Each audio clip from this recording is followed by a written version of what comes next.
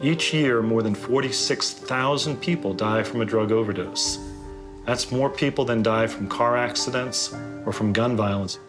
The facts are astounding. There are more deaths caused by prescription drugs than all other illegal drugs combined.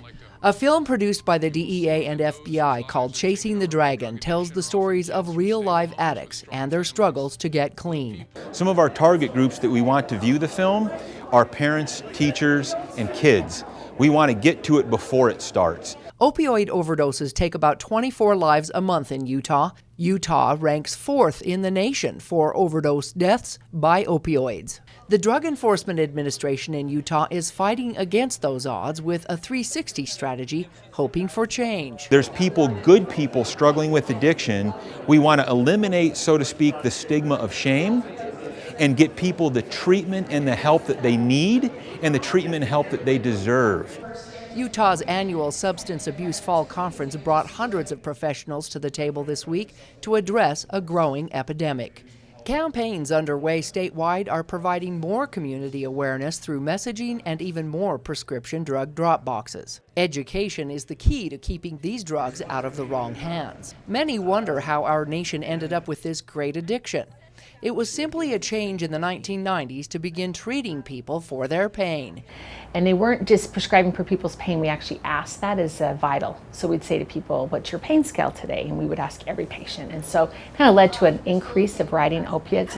At Family Healthcare in St. George, they are making changes to when and how they prescribe these highly addictive and sometimes lethal pain medications. So we call that medication-assisted treatment. You might hear of it called MAT, M-A-T. And that is getting people onto a drug, buprenorphine, that helps people get rid of the cravings that they have from opioids. There's other drugs called, another medication called Vivitrol that also does the same thing, and that's an injectable. Many healthcare centers are also offering to help those who are already addicted by handing out free naloxone kits, which could save a life. We have about 1,700 kits that we're going to give out. We've been giving them out actively to every client that comes into the clinic. We'll say, if you have an opioid prescription yourself, you might need this. As of right now, we're doing 1 kit per person. So like if they're in a community that maybe more people know it, just come on by and pick one up. Intermountain Healthcare has also set a new charge to reduce opioid prescribing for acute pain by 40%. Providers are also now referring patients to get behavioral health to manage their pain. And this is a Stanford-developed program, and it's about 6 weeks, and we offer it free to the community. And it's helping people look at all those components of pain and how can they deal with pain mentally, physically, emotionally, and giving them more tools to deal with pain.